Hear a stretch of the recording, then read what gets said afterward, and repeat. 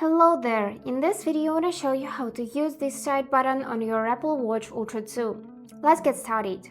So, this side button is located right here on the right side of your watch, and if you press it once, it will trigger the control sensor.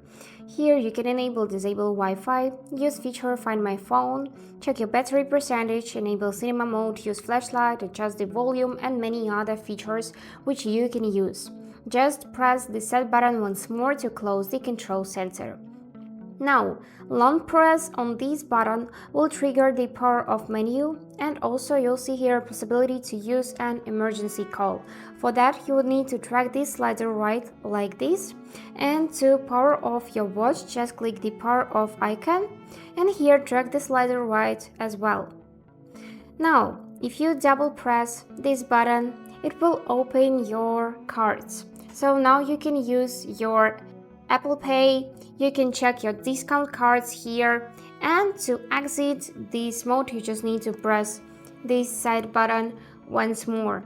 And also the last cool feature is you can take screenshots with the help of this button. For that we would need to press and hold the digital crown and the side button together like that, and the screenshot will be taken immediately. And that's it how you use it.